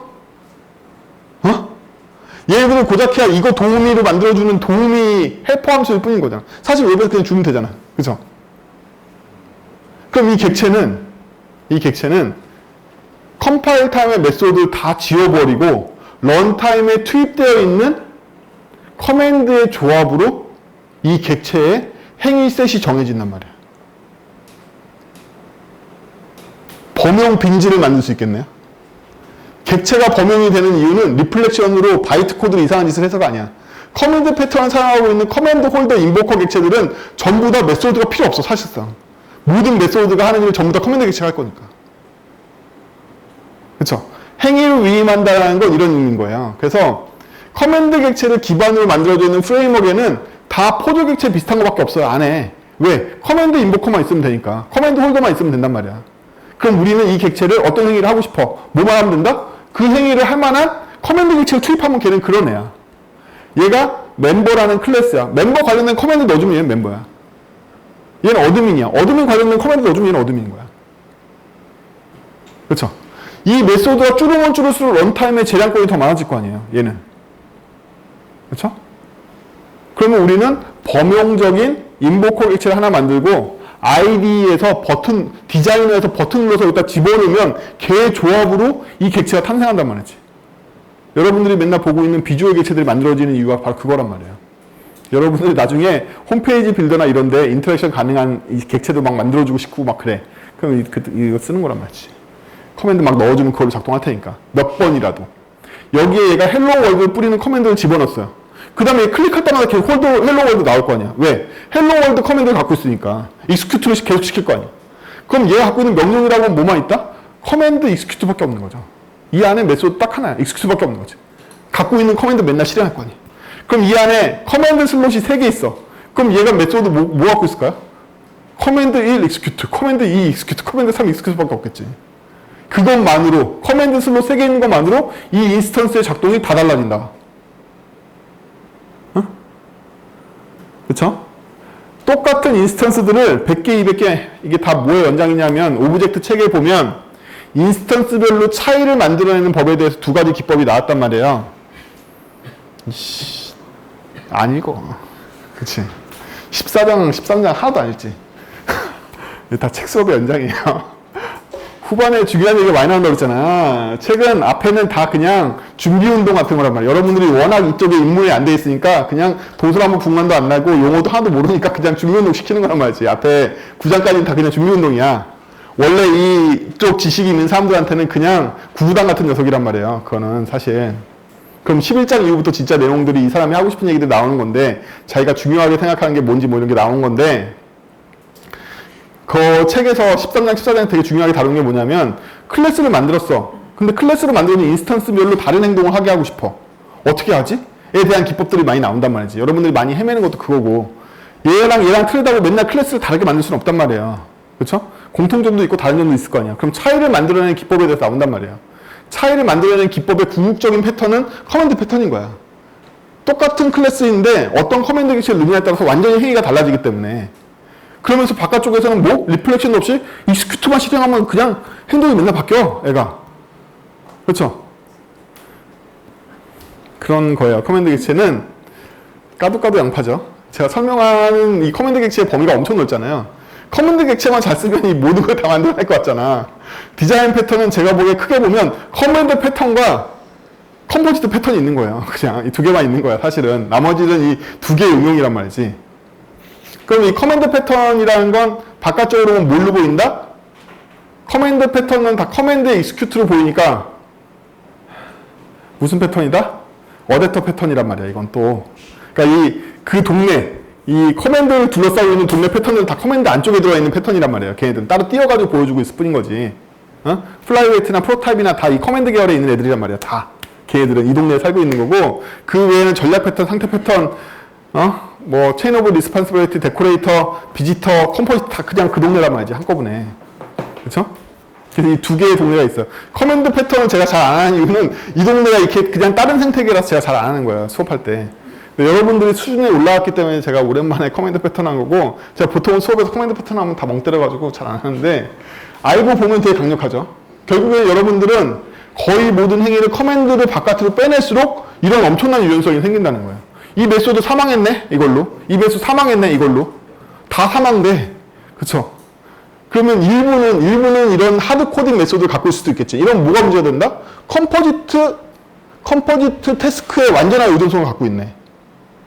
이 클래스는 컴포지트 태스크가 get 레포트의 메소드를 바꾸면 얘도 같이 죽는 거네. 하지만 얘는 죽지 않아. 이 클래스는 죽지 않아. 누구만 죽는다? 이 태스크만 죽겠지. 정확하게 말하자면 이 커맨드 패턴만 그 영향을 받겠지. 그렇죠? 따라서 얘는 적극적으로 컴포지트 태스크를 쓰고 있는데도 불구하고 컴포지트 태스크하고 완전히 빠이빠이 하는 거죠. 의존성이 없어진단 말이에요. 직접 안 다루니까. 커맨드 객체를 쿠션을 삼아서 얘가 항상 모든 걸 처리하기 때문에 얘는 직접적으로는 중계만 해주지 얘한테 의존성이 없어진단 말이죠. 그래서 아까 말씀드린 대로 처음부터 커맨드 객체를 만드는 연습을 하는 것보다 커맨드 객체와 완전히 생판 관계없는 컴포지트 태스크를 가지고 제가 커맨드 패턴 만드는 연습을 더 많이 하시는 게 나아요. 이게 익숙해지면 이제 한 판으로 만들지. 이 안에 컴포지트 패턴이고 뭐 다 집어넣어가지고 이 안에 한꺼번에 만들게 될 텐데 처음 훈련하는 입장에서는 아예 커맨드 패턴과 관련 없는 애를 랩핑해서 커맨드 패턴 객체로 만들어주는 게 더 낫단 말이에요. 이 연습을 많이 해서 익숙해지시면 그 다음에 이제 짬뽕 객체 만드는 거죠. 커맨드만 배우면 프레임워크가 정복될 것 같지만 커맨드 객체로 할 수 없는 게 뭘까요? 커맨드 객체 다 할 수 있을 것 같잖아요. 근데 못하는 게 뭐냐? 커맨드는 언두 리드가 되지만 언두 리드가 될 뿐이지 세이브 로드가 안 돼요. 여러분들 그 옛날 8비트 게임기 시절에도 세이브 로드가 다 됐죠. 젤다의 전설의 수많은 보물상자와 문 연 것들 다 기억해 얘가. 여러분들의 현재 프론트 앱은 세이브 로드 되세요? 여러분들의 안드로이드 앱은 정말로 번들에 예쁘게 파일셀로 다 들어가 있나? 상태 복원 제대로 되나? 진짜로? 어디까지 상태 복원 하실 수 있어요? 대충 되는 거 아니야? 근데 옛날 8비트 게임만 해도 딱 띄우면 그 옛날 몬스터 잡은 위치까지 다 기억하고 있죠. 이거 어떻게 한 거야? 어떻게 했길래 모든 행위가 다 기억돼 있지? 라는 문제가 있다는 거예요. 예를 들면 지금 컴포지트 태스크는 무한히 복잡해질 수 있잖아요. 안에 생태계가. 이거 어떻게 기억하는 거야? 어떻게 로드했길래 그때 상태 그대로 복원되는 거야. 어떻게 세이브할 건데? 여러분들은 영원히 서버의 API만 보고하면서 할 거예요? 서버 API 하시는 분들은 영원히 리퀘스트 받아올 DB에 쓰기만 하실 거예요? 나의 객체 상태 보고는 안 해? 인메모리에서는 안 하는 거야? 뭐 이런 문제가 있다는 거죠. 그래서 이 패턴으로는, 커맨드 패턴으로는 로드 세이브는 불가능하다. 그럼 여러분들이 진정한 프레임워크를 만들려면 시리얼라이제이션 해야 될 거 아니야. 영수화 해야 될 거 아니야. 그쵸? 그럼 어떻게 시리얼라이즈 할 거야? 이 문제를 해결해야 돼. 그래서 프레임워크로 가는 길은 총 3가지가 있는 거죠. 반드시 익혀야 되는 게 비지터 패턴 익혀야 되고, 근데 비지터를 익히려면 앞에 2개를 더 익혀야 되잖아. 컴포지터하고 전략 패턴을 익히고 와야지 비지터가 익혀질 거 아니야. 그쵸? 이 동네가 있고, 이거 뭐다? 제어를 역전하기 위한 거. 그 다음에 오늘 배운 커맨드 뭐? 제어에 참여하는 객체를 유연하게 만들어서 커맨드를 분리하려고 그러는 거. 그럼 커맨드 패턴하고 비지터 패턴을 섞었으면 어떻게 되는 거예요? 드디어 비지터 패턴에 등장하는 객체가 렌더러가 비지터를 가짐으로써 무슨 렌더러 안 만들고 렌더러 하나만 만들고 비지터를 따로 끼워 넣을 수 있게 됐잖아요. 그쵸? 비지터가 소유할 객체조차도 커맨드 패턴을 만들므로써 비지터는 무조건 커맨드를 소유해. 단지 그 커맨드 객체가 다양한 커맨드 객체를 갖고 있을 뿐. 그것 때문에 달라지는 거란 말이에요. 그럼 비지터 객체도 그냥 안정화돼 버리겠죠. 비지터의 차이는 뭐다? 어떤 커맨드 객체를 갖고 있는 커맨드 객체냐에 따라 달라질 테니까. 응? 프레임워크로 가는 마지막은 이걸 저장해야 돼. 이걸 저장해야 돼. 이런 건 여러분들이 알고 있는, 대단해 보이죠, 갑자기. 여러분들 쓴다는 그 여러 MVC 프레임워크나 서브 프레임워크 만든 사람들 갑자기 대단해 보이지 않아요? 대단해 보이지만 그 사람들도 다 똑같은 패턴이에요. 지금 제가 말한 이 패턴들을 섞어서 만든 게 거의 비슷하게 생겼습니다, 다들. 마지막으로 세이브하는 패턴은 아시는 분? 몰라. 메멘토라고 부릅니다. 메멘토 패턴 들어보는 보셨죠? 메멘토라는 패턴이 워낙 유명해서 들어만 보셨을 거예요. 오리지네이트가 세이브하고 로드하는 뭐 그런 메소드 들어보셨나요? 그래서 메멘토 패턴을 배우셔야지만 이게 끝나요. 그쵸? 메멘토 패턴은 의외로 간단합니다. 마법은 없기 때문에 세이브할 때 현재 상태를 시리얼라이즈 할 수 있게끔 모든 애들이 다 시리얼라이즈 메소드를 구현하면 되고요. 그 다음에 로드할 때는 시리얼라이즈 되어 있는 데이터로부터 객체 상태를 만들어내가는 제너레이터가 있으면 되겠죠? 그쵸? 그렇습니다. 그래서 오늘은 메멘토 패턴을 제가 약간만 도입하고 복원 부분은 과제 안 낸다고 사람들이 뭐라고 해서 과제로 낼까 하는데, 메멘토 패턴을 들어가기 전에 저희가 비지터를 개선해야 될 필요가 있어요. 저번 시간에 만들었던 제이슨 비지터가 완전하지 않고 컴마를 흘리고 다니는 거 보셨죠? 마지막에 컴마 이렇게 트레일링을 흘리고 다녔잖아요. 근데 컴마를 흘리고 다니면 완전한 제이슨이 아니니까 제이슨 파싱이 안 될 거 아니에요. 그렇죠? 우리는 컴마를 회수할 방법이 필요합니다. 비지터 패턴을 좀 더 개선하기 위해서 트레일링 컴마를 제거하는 비지터를 만들도록 하죠. 그래서 비지터 인터페이스를 열어서 그 전에 달라지는 점은 딱 하나죠. 엔드인데 엔드가 끝인지 아닌지를 알 수 있으면 된다고 그랬잖아요. 그럼 여기다가 하나만 붙이면 되겠죠. 컴마 부울린으로 is end만 들어오면 된단 말이에요. 이게 저희가 구현이 될 거의 끝이죠. 그러면 원래 구현했던 콘솔 렌더러에 가서 얘는 원래 엔드에서 아무것도 안 하니까 저것만 컴마 부울린 is end만 넣어주면 끝나는 거고, 그 다음에 저기로 제이슨으로 가서 여기에서는 저희 컴마를 분리해가지고 거기 먼저 넣고,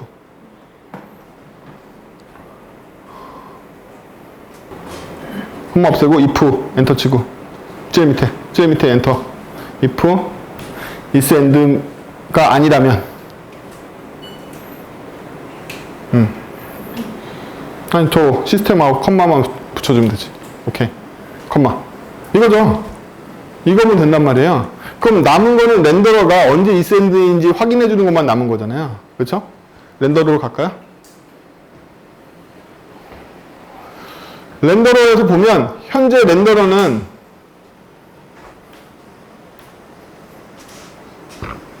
보면은 이렇게 3가지를 보내고 있는데 비지터 R 뎁스를 보내고 있는데요. 여기 하나 더 들어와야 되는 거죠. 인자로 부울린 is end가. 자, 부울린 is end가 들어오면 되는데 처음에 시작할 때 얘는 마지막 객체인가요? 아닌가요? 물어보면 마지막 객체죠. 얘는 컴마 찍히면 안 되잖아요. 그러니까 얘는 컴마 true로 보내면 되겠죠. 그렇죠? 그래서 얘는 최종적으로 true가 돼서 컴마 true, 컴마 isend. 그냥 이 안을 보지 말고 생각해보면 이렇게 호출했더니 true니까 컴마가 안 찍히고 끝났어. 이렇게 되는 거죠. 오케이? 그냥 큰 것만 보면 얘가 컴마 찍지 말라고 보냈더니 컴마 안 찍고 끝났어. 그러니까 끝에 컴마 없어졌겠죠. 남은 건 얘네요. 그쵸? 얘는 셋의 루프기 때문에 인덱스를 알 수가 없어서 어디가 끝인지 알 수 없잖아요. 그래서 여기서 미리 일로 엔터 int i는 레포트 점 사이즈 레포트 점 사이즈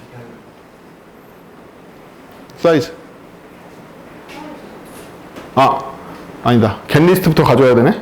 그치? getList 두 번 가져오네요. 귀찮다. getList 하나 위에 만들어. 리스트 태스크 리스트 태스크 컴포즈 태스크 아니다. 태스크 레포트다. 태스크 레포트 서브 리스트는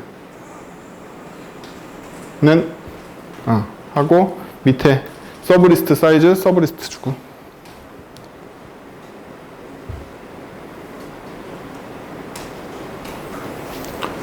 여긴데 이거 어떻게 평가하면 되죠? 처음에 i가 사이즈로 시작하니까 첫 번째 값은 사이즈가 똑같을 거예요. 그쵸? 하나씩 까놔면 되겠죠. 하나씩 까서 제가 두 개 들어있으면 2로 시작할 텐데 첫 번째 루프 돌 때 하나 까면 1일 테고 두 번째 루프 돌면서 하나 더 까면 0일 거 아니에요. 그쵸? 그러면 먼저 까고 0인지 확인하면 되겠죠. 빼기 i는 0 이퀄 0 이거죠. 인덱스 그냥 손으로 세서 하세요. 저는 이게 다 수고예요. 하도 많이 쓰는 제어들은 그냥 다 외우고 있는 거라서 안 헷갈린단 말이에요. 이거 귀찮잖아요. 이거 에러 콘스 쓰기 귀찮아서 그냥 다 외우고 있는 거예요. 자, 이렇게 되겠죠? 그럼 검증해 볼까요? 두 개였는데 첫 번째 루프에서 하나 까져서 1 됐고 1은 0이 아니네. 두 번째 루프에서 1 먼저 까져 0 돼서 0은 0이네. 엔드네. 됐죠? 자, 이걸 됐으니까 제이슨을 찍어보면 제이슨 이쁘게 나올 거야. 라고 기대할 수 있겠죠? 메인 들어가서 비지터를 바꿔보도록 하죠. 아니, 렌더러에 여기만 바꾸면 돼. 제이슨 비지터.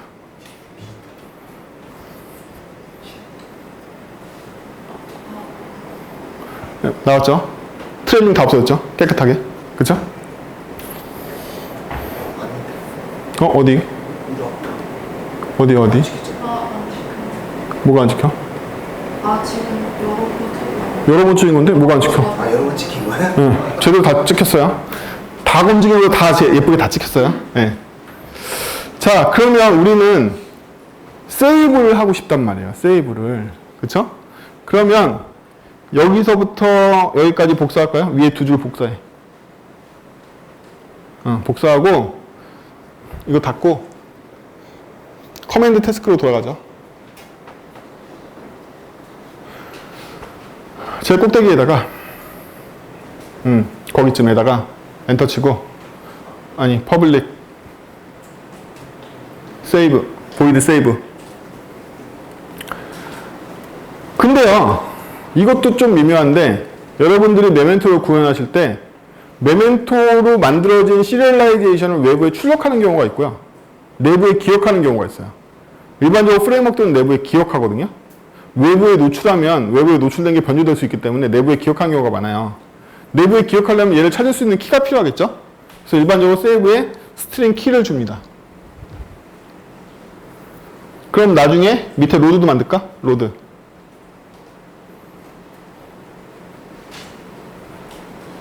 당연히 이때도 스트링 키가 들어오겠죠? 이 키로 세이브했으니까 이 키로 복원하겠죠? 그쵸? 이렇게 될 거란 말이에요. 그러면 키로 세이브하고 키로 복원했으니까 맵이 만들어졌지만 내부에 기억할 수 있겠죠? private, final, map, string,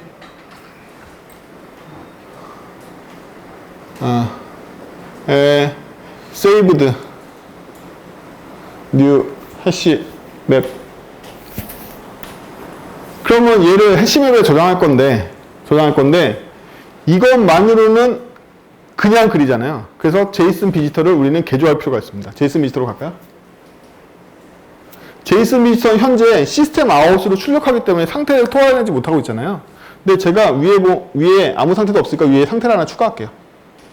더 위에다가 얘는 비지터 차원에서의 컨텍스트를 유지할 수 있기 때문에 뭘 할 수 있다? private string result 땡땡 아니 equal 비문자. 오케이. 그럼 우리는 이걸 다 리절트에다 더해주면 되겠죠? 이 모든 것들을 다. 그래서 패딩 같은 거 지워버리고, 이제 패딩 같은 건 이제 저희 관심사가 아니고, 아니, 여기서부터 여기까지 선택해서 커맨드 J로 싹 긁어가지고, 아니, 그거 빼고 플러스까지만. 아마 커맨드 J일걸? 커맨드 J 아니야? 알트 J? 단축키 없어? 그냥 그걸로 해서 그거 드래그로 할 수 있을 거야. 시프트였나 뭐였나? 알트였나? 커맨드 드래그 하면 밑으로 내려올 거야. 시프트 커맨드? 안 돼. 안 돼. 그거 리플레이스로 바꿔 그냥. 리플레이스로 바꿔. 그거 뭘로 바꾸냐면 리절트 플러스 이퀄로 바꿔. 리절트 플러스 이퀄.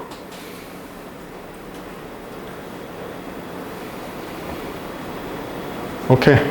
뭘? 뒤에 가로 다 제거하고 다녀. 위에 줄 필요 없고, 이거 날려버리고. 개 패딩 메소드체로 날리고, 필요 없으니까 이제.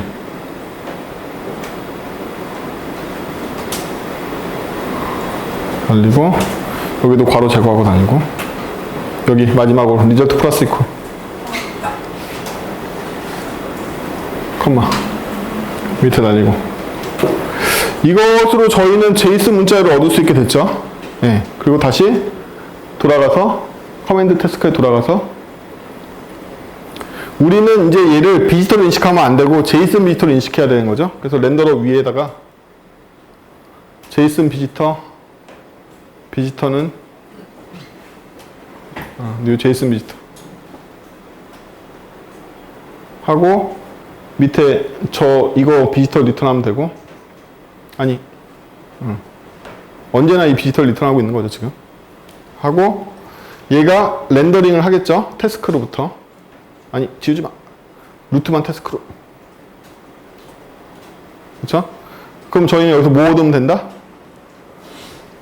saved put key 컴마 비지터 점 get json 그냥 써 get json이라고 만들어 메소드 만들라고 시켜 오케이 리턴 리절트 그래서 시리얼라이즈에서 저장하는데 성공했죠 저희가 그쵸 메멘토는요 비지터를 구현하면 껌이에요 근데 여러분들이 메멘토를 구현하실 수 없는 이유는 컴포지트 패턴과 비지터 구현이 안 되기 때문에 메멘토 구현이 안 되는 거예요 일반적으로 메멘토 구현을 하려면 이게 아무튼 그런 동네예요 메멘토는 누구 편이었다? 그 비지터 동네 그 동네 애란 말이야 알고 보면 걔는 그 동네 애야 그러니까 디자인 패턴이 이게 383에서 그 동네 이 동네에 나눠져 있단 말이야 근데 커맨드 패턴이 대단한 건 브릿지, 어댑터, 커맨드 얘만 커맨드 동네 애들이거든요 사실은 이것만으로 생태계가 훨씬 더 커요 이 나머지 애들 다 합친 것들은 대부분 제어 역전을 위해서 사용하는 기술인데 얘는 아예 행위를 포장하기 위해 쓰는 거라서 이 동네가 더 크단 말이지 커맨드 패턴의 영역이 더 크단 말이에요 디자인 패턴에 처음에 헤매고 계시는 분들은 전략 패턴 동네에서 계속 놀고 계시는 거고 감을 잡았다 싶으면 컴포지트하고 비지터까지 내려오는 거고 그래봤자 전체의 40% 정도밖에 안 돼요 그 동네가 나머지는 이 커맨드 패턴의 생태계란 말이야 거기까지 넘어오셔야 돼 빨리 알죠? 자 그러면 여기 예쁜 제이슨 문자로 여기 들어갔을 거예요 그쵸? 그럼 그 키파드면 우린 여기서 제일 먼저 할 수 있는 건 뭐다? string 뭐 제이슨은 saved get key 그쵸? 이게 과제입니다 여러분들이 컴포지트 패턴을 마스터했다고 생각을 하고 태스크의 상태를 복원할 수 있느냐의 문제인 거죠. 그렇죠? 태스크의 상태를 복원하려면 일단 태스크를 다 날리고 봐야겠네요. 그렇죠? 그래서 여기서 제일 먼저 해야 될 건 기존에 태스크에 있던 모든 서브 태스크들을 싹 날리는 것부터 시작해야겠죠. 리무브 태스크를 주어주고 있고 get 리스트도 있으니까 다 날릴 수 있겠죠. 그렇죠? 다 날리고 그 다음번에는 이 제이슨을 파싱해서 제이슨을 순회하면서 어떻게 컴포지트로 순회하면서 쓱 돌면서 거기에 보조를 맞춰서 우리 태스크에다 계속 끼워주면 되겠죠. 그렇죠? 그래서 제이슨이 한 단계 내려갈 때 누구도 우리의 타겟 태스크도 같이 한 단계 내려가야겠죠. 같이 따라서. 그렇죠? 그것만 잘해주시면 큰 문제 없이 구현할 수업을 열심히 들어서 여러분들이 3강, 4강, 5강 오늘까지 다 이게 수어가 됐으면 여기가 수어가 되실 거예요. 이게 난감하다. 난감한 수준인 거야. 그러면. 그쵸? 초급 개발자인 거예요. 사실. 제가 늘 말씀드리지만 저는 중급을 언제부터 평가하냐면 컴포지트 비지터가 자유로우면 중급이라고 본단 말이에요. 아니 비지터까지도 아니야. 그 컴포지트가 자유로우면 무한 트리를 마음대로 쓸 수 있으면 얘는 뭐 그냥 실무에 있는 일을 시켜도 되지 뭐 이런 느낌이란 말이에요. 그렇죠? 이게 어려워. 이거 어떻게 짜는 거야? 그런 거지. 그러면 이제 이렇게 예쁘게 표현되어 있는 함수 단편 이런 거밖에 못 시키거나 아니면 컨트롤러에 있는 이 단편 코드 이런 거밖에 못 시킨단 말이에요. 서비스 호출하는 코드 이런 거밖에 못 시키는 거고 여기를 짤 수 있냐 없냐가 핵심 알고리즘을 짤 수 있게 하느냐 아니냐의 문제란 말이죠. 그렇죠? 그래서 제가 오늘 수업 첫 시간에 말씀드렸지만 뭐라 그랬다? 제가 교환으로 나가면 여러분들이 아는 것 같지만 모른다고 했죠. 왜냐하면 분량이 너무 많이 나간단 말이에요. 제가 말이 빠르기 때문에 여러분들 나중에 동영상 복습하실 때 저를 1.5배속으로 보실 수 있는 분 계세요? 없잖아요. 그렇죠? 다른 분들이 1.5배속으로 보지만 저는 1.5배속 못 보잖아. 그러니까 평소에 엄청 많이 나간단 말이에요. 제가 일부러 코드로 하는 이유는 이 휴먼의 입력 속도에 맞춰가지고 그 정도만 나가려고 일부러 하는 거란 말이에요. 그렇죠? 안 그래도 이게 인텔리제이로 인지에 익숙해서 많이 만들어내기 때문에 사람 치는 걸로 더 많이 나간단 말이야. 지금도. 제가 보통 이거에 한 1.5배 정도 갖고 왔다가 한 3분의 1 정도 버리고서 보통 코드 보여드리고 가는 건데 이 코드도 있겠죠. 지금 제가 갖고 온 거에는. 제가 짜면 이거 서너 줄밖에 안 되잖아요. 그쵸? 그쵸? 아니 앞에 컴포지트 회신 누르는 것도 제가 짜면 3줄이잖아. 그쵸? 이게 남은 3줄, 2줄에 짜는 개발자가 있는데 본인이 어떻게 짜냐는 거지. 이거 어떻게 짜냐의 문제인 거예요. 여지껏 우리가 3강에 걸쳐서 뭘 했냐면 천천히 수업하면서 실제로 이 정도의 복잡성을 정복하는 아키텍처를 어떻게 짜냐에 대해서 공부했죠. 지금 보면 이렇게 어려운 과업도 각각의 책임을 갖고 있는 단일 책임 객체들이 모여서 협력해서 문제를 해결하고 있잖아요. 그렇죠? 오브젝트에서 배웠던 것들이 결국에는 디자인 패턴에서 정형화되어 있을 뿐인 거지 같은 개념을 쓴단 말이에요. 어떤 애가 어떤 책임을 가져갈 거고 런타임에 어떻게 분산시킬 거고 어떻게 합성을 바꿀 거냐에 대한 문제란 말이지. 그래서 이 문제도 여러분들 머릿속에 3단포가 떠오르고 있어. 이런 뭐가 잘못되고 있는 거죠. 그렇죠? 수업을 헛뜨는 거잖아. 여기에 막 나는 머릿속에 막 3단포가 이렇게 돌고 있어. 이러면 벌써 잘못된 거야 뭔가. 그렇죠? 우리 그렇게 문제 해결 안 해왔잖아 지금. 객체 간의 협력으로 해결한단 말이야. 그래서 제가 오늘 강추하는 건 이걸 풀어보세요. 꼭 아시죠? 이거 풀어서 내가 이제 좀 여기를 정복할 수 있게 된 것 같다. 그죠? 이건 사실 저번 시간 복습용으로 제가 내는 거예요. 이게 되면 이제 뭐가 됐다? 프레임워크에서 요구하는 거의 다 됐죠. 범용 객체의 커맨드를 교체할 수 있는, 런타임에 교체할 수 있는 거. 이러니까 여러분들 XML에 설정해 놓으면 스프링 빈즈가 그때가 조립하고 있는 거지. 그쵸? 빈즈는 결국엔 거대한 커맨드 객체거든. 이렇게 조립해주는. 여러분들이 생각하기에 오토와이어드를 비롯해서 애노테이션을 걸면 어노테이션 프로세서가 나중에 뭘 만들어낼 거라고 생각하세요? 범용 커맨드 객체를 만들어가지고 어노테이션인 애들 다 끼워놨을 거 아니야. 얘가 어떻게 끼워지는데 범용 객체를 만들었으니까 끼워지지. 응? 다 커맨드 내부에는 커맨드 인보커일 거 아니야. 걔네들이 다. 제네레이트되어 있는 코드는 다 커맨드 인보커로 만들어진단 말이야. 걔네들이. 뿐만 아니라 상태 저장하고 복원해야 될 거 아니에요. 그쵸? 그 스프링에도 트랜잭션이 뭐 다 있는 상태 저장 복원이 다 된단 말이지. 게다가 우리는 뭐도 할 수 있게 됐다? 언두 리드도 할 수 있겠네. 이제 데이터베이스가 아니더라도 우리는 복원을 할 수 있네요. 절차적인 일을 트랜잭션을 진행하다 아니다 싶으면 다시 롤백을 할 수 있게 됐잖아요. 내가 만든 메소드조차도 이제는 롤백을 할 수 있게 됐다고. 어? 내가 뭐 하다가 중간에 이때 뭐가 걸렸어. 그럼 다시 롤백 할 수 있게 됐다고 이제는. 이게 언두 리드로 볼 게 아니라고 사실은. 그러니까 이 프레임워크의 가장 기본이란 말이에요. 지금까지 배운 게. 다음 시간으로 프레임워크를 나갈 수 있는지 제가 곰곰이 생각해 볼게요. 다음 시간도 힘들지 몰라요. 어쨌든 어쨌든 오브젝트라는 책을 깊이 배우고 나서 여러분들이 실천하는 실행 방법은 뭐다? 디자인 패턴입니다.